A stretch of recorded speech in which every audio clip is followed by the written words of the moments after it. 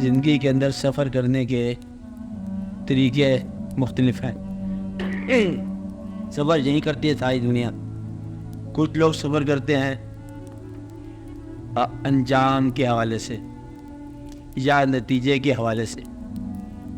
کہتا ہے وہ آپ کا بچہ کیا کام کر رہا ہے, پھر محنت کر رہا ہے, کیسی ہے محنت, کہ کچھ فروٹفل نہیں ہوئی, چاہے وہ عبادت ہی ہو.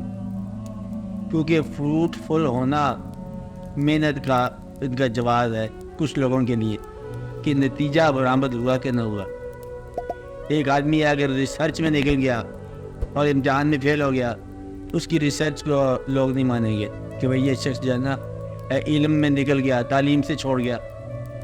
تعلیم میں شیکسپیئر بن گیا. شیکسپیئر ایک آدمی تھا, آپ نے سب سے سنا ہوگا, پڑھے لکھے لوگ, ڈرامہ نویس, دنیا کے سب سے بڑا ڈرامہ نویس کہتے ہیں.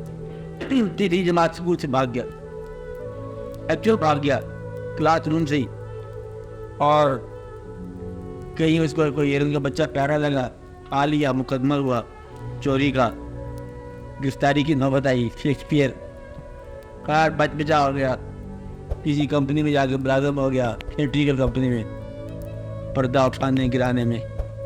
تو وہیں سے سوچ بوجھ پیدا ہوئی, ڈرامے کبھی بولنا شروع کر دیا. جب لکھنا شروع کر دیا نا, اس نے ڈرامے لکھے جتنے 36 ڈرامے لکھے.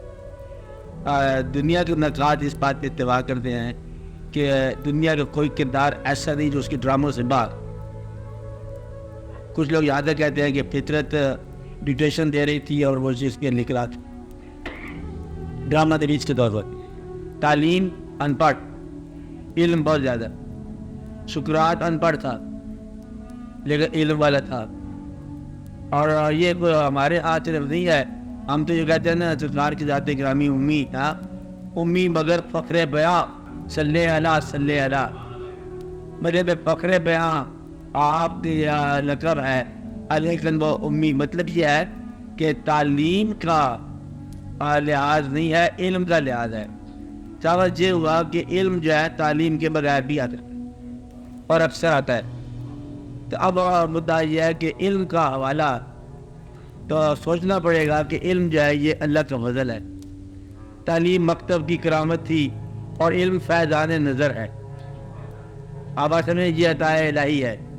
اسی بات کو ایک بار تھوڑا زور دیا نا کہ یہ فیضان نظر تھا یا کہ مکتب کی کرامت تھی. سکھایا کس نے اسماعیل کو آداب فرزندی. مطلب یہ ہے کہ اللہ کریم نے انسان کو اپنی روح کے ساتھ زندہ کیا. تو اللہ کی روح تک جب انسان پہنچتا ہے اپنے حالات زمانہ سے ہٹ کے وجود سے روح تک, تو علم ہی علم ہے. علم جو ہے نا اس کا پہلے بھی میں نے بتایا تھا کہ اگر کوئی آپ دنیا کے یا اپنے لوکل دنیا کے پاکستان انڈیا کے شعراء تو دیکھیں تو پھر آپ کہیں گے کہ بھئی علم جس کے پاس اللہ کی طرف سے کوئی علم ہے شاعروں میں, تو آپ اقبال کا نام لیں گے کہ اس کے پاس کوئی اللہ کی طرف سے کوئی عنایت ہے. ایسی بات کرتا ہے کہ جیسے کوئی بس خاص ہی بات ہے. ایک بار سارا پڑھ جائیں آپ, محسوس ہوتا ہے کہ اس کے اندر کوئی خاص بات ہے, کہ بات کے رنگ اور ہے, انگ اور ہے, مزاج اور ہے. اگر آپ اقبال صاحب سے پوچھو نا کہ یہ علم سارا آپ نے کہاں سے لیا, تو پھر اقبال آپ کو بتاتا ہے کہ یہ علم جو ہے نا اوئی پیر رومی. بات نہیں ہے کہ یہ علم جو ہے نا مجھے وہاں سے ملا. تو گویا کہ جو عید ہے مولانا روم کا وہ تسلیم کرتے ہیں اقبال کہ یہ مجھے فیض جو ہے نا پیر رومی کا فیض. جو میری تعلیم جو ہے میں نے شرق و غرب کی علوم پڑھ چکے ہیں, سب علوم شرق و غرب, روح میں باقی اب تک درد و کرب. مطلب یہ ہے کہ درد و کرب جو ہے نا وہ اس تعلیم کے باوجود بھی ہے. اس لیے پھر اس نے کہا تھا کہ میں یہ پاتا ہوں میں تجھے وہ علم سکھاؤں. تو اس بعد اپنے علم کا, جبکہ تعلیم اس کے پاس ساری ہے, ویسٹ کی فلسفہ بھی ہے اور بہت بھی رنوز ہیں اور لا بھی ہے, لٹریچر بھی ہے. تو وہ کہتا ہے کہ جب میری علم مجھے دیا نا تو یہ مجھے مولانا روم کی نگاہ سے ملا.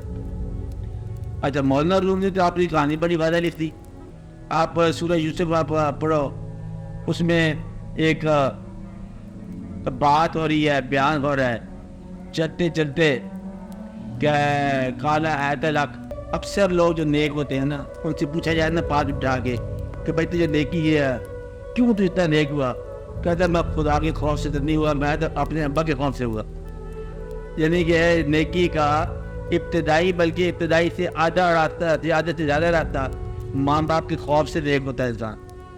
کچھ لوگ سماج میں بدنامی کے ڈر سے نیک ہوتے ہیں، ہوتے نیک ہی ہیں، تو پھر اللہ تعالیٰ کی لگن جو ہے نا یہ دیر میں پیدا ہوتی ہے. بہرحال اس لوگ کہ جب باپ کا چہرہ یاد آ جاتا تھا کہ کہتا کہ میرا باپ جو ہے وہ یہ، کہ ایسا نہ ہو کہ اس کو میرے متعلق غلط خبر پہنچ جائے، تو کیا ابا جا کے دل میں ملا لو جی بیٹے کے بارے میں غلطی خبر آ گئی ہے. ہاں تو یہ بھی باپ کی خدمت ہے کہ اپنی خبریں جو ہے نا باپ کے حق میں اچھی پیدا کرو. ہاں آپ آتے میرے یہ شیخ کی تصور ہے. تو چلتے چلتے وہ یاد ہوتی ہے بعض اوقات. کبھی آپ نے طالب علم کو دیکھا ہو، طالب علم تو آپ رہے ہوں گے، اور کہتے ہیں کہ امتحان میں کچھ سوال اٹک گیا، اچانک سے استاد کے چہرہ یاد آ گیا، سوال حل ہو گیا. تو یہ ایک واقعہ ہوتا ہے کہ سوال حل ہو جاتا ہے. کبھی آپ دیکھو مشکل مرحلے سے گزر رہا ہو تو مانوس چہرہ پاس سے گزر جائے تو مشکل حل ہو جاتی ہے، حالانکہ خالی چہرہ گزر گیا. تو وہ چہرہ جو آپ کے دل کو قرار دے وہ آپ کے ذہن کو بھی بیدار کر دیتا ہے. یہ یاد رکھنے والی بات ہے. اور وہ چہرہ جو آپ کے دل کو پریشان کرے وہ ذہن کو بھی پامال کر دیتا ہے. اب آتے میں نا، تو وہ چہرہ تصور شیخ کا مطلب شیخ کا چہرہ جب زندگی کے سیران میں یاد آ جاتا ہے تو نقلستان بنا جاتا ہے.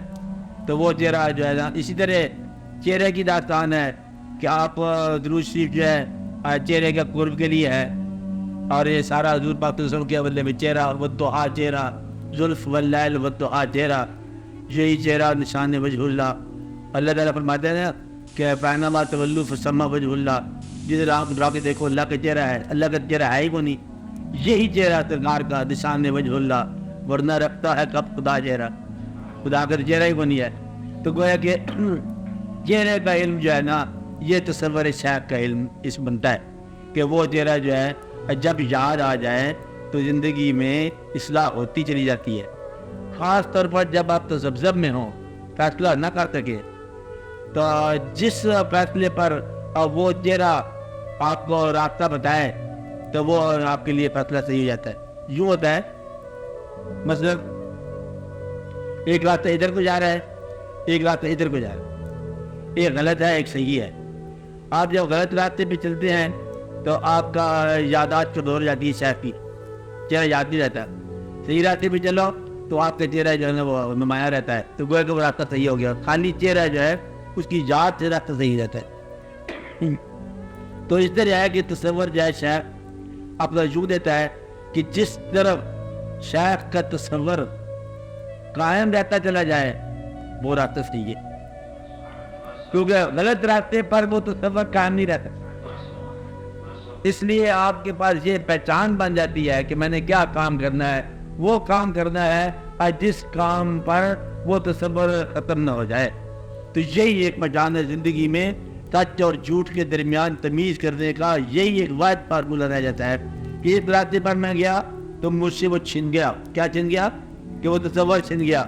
کسی وہ پوری جلوہ گری ختم ہو گئی، بات سمجھ نہ آئی مجھے، میں نے کہا کہیں نہ کہیں غلطی ہوگی. تو گویا کہ تصور شیخ جو ہے یہ ایک قسم کا سند ہے راستے کا صحیح ہونے کی. جس راستے پر شیخ کا تصور قائم رہے، شیخ کا قرب قائم رہے، اور وہی راستہ صحیح ہوتا ہے. مثال اگر آپ کو سمجھ آ گئی تو پھر آپ کو سمجھ آ جائے گی.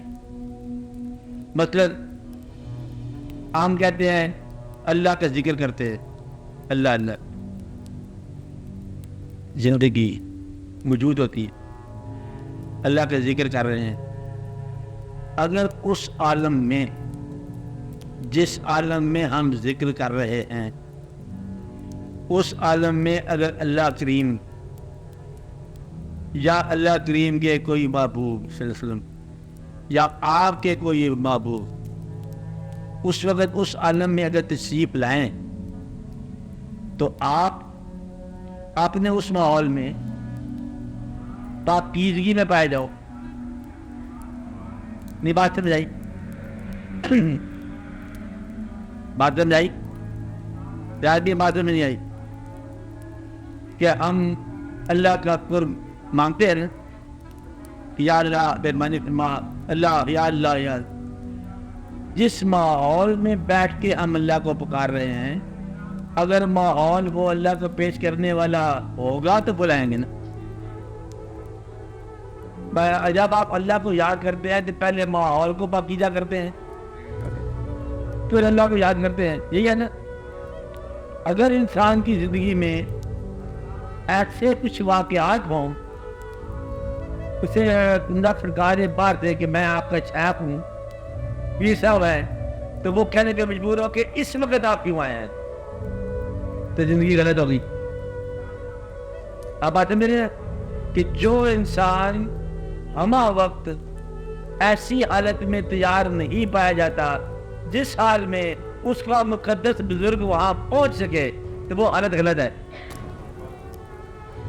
آپ بات ہے میرے، یعنی کہ اپنی زندگی میں حالت کو، اپنے حال کو اس کے موجودگی کے حوالے سے اطلاع کرتے ہیں. اللہ کی موجودگی سمجھ لو، اللہ والوں کی موجودگی سمجھ لو. تو گویا کہ زندگی میں وہ شخص جس کو یہ یقین ہو کہ میرے ساتھ ساتھ چل رہا ہے، وہ شخص غلطی نہیں کرے گا، گناہ نہیں کرے گا. کہ آج کسی گھر میں مطلب رقص ہو رہا ہے، ڈسکو ہو رہا ہے، تو پتہ چلا کہ شیخ بھی آ گئے شہر میں، تو پھر آپ ایسی حرکت نہیں کرتے لوگ. تو جس آدمی کو یہ یقین ہو کہ میرا ہر دم میرے ساتھ ہے اور میرے ہر حال سے باخبر ہے، تو کوئی حال اس کا برا حال نہیں ہوگا. تصور شیخ اپنا تصور اس وقت مرید کو دیتا ہے جب اسے یہ پتہ چل جائے کہ مرید کی حالت خراب نہیں ہوتی. تو ورنہ تو شیخ کو پھر برائی کے راستے میں جانا پڑ جائے گا. اس لیے جب وہ مرید اور برائی کے راستوں سے اکثر اپارغ رہے تو شیخ کا تصور ساتھ ساتھ چل پڑتا ہے، کیونکہ نیک راہ پر تو شیخ چلنے والا ہوتا ہے، چلانے والا ہوتا ہے. اس لیے تصور-e-Sheikh اس مرید کو دیا جاتا ہے جو اس تصور کو غلط راستوں پر نہ لے جائے. اب اچھا نا، یہ دایا ہے شیخ کا. تو تصور-e-Sheikh ہی آپ کی زندگی میں آپ کو سچ اور جھوٹ کے درمیان تمیز بتا دیتا ہے. تصور-e-Sheikh ہی آپ کو راستے سے صحیح راستے کی طرف لے جاتا ہے. تصور-e-Sheikh زندگی کے جہاں فیصلہ نہ کر سکو وہاں یہ تصور فیصلہ کرا دیتا ہے. اور یہی ایک ایسی چیز ہے جو آپ کو اپنے آپ کے علاوہ کسی اور طرف مائل ہی نہیں ہونے دیتی. اب آتے میں یہ تو بڑا مہربانی ہوتی ہے کہ مثلاً شعر سنو، اس سارے وقت کو میں توڑ کر نکل نہ سکا، تیرے جمال کا پیرا لگا رہا ہاتھ چو. آپ بات سمجھ رہے ہیں کہ جب بھی ہم غلطی کی طرف جانے لگے تو آپ آگے شیخ کا جب مسکرا رہا ہے کہ وہ کدھر جا رہے ہیں. تو گویا کہ شیخ کا تصور اثار بنا دیتا ہے، شیخ کا تصور مائل کر دیتا ہے، شیخ کا تصور آپ کے راستے کو اور جگمگا دیتا ہے اور آپ کے باطن کا فیصلہ کرا دیتا ہے. تو یہ ایک آسان بات ہے.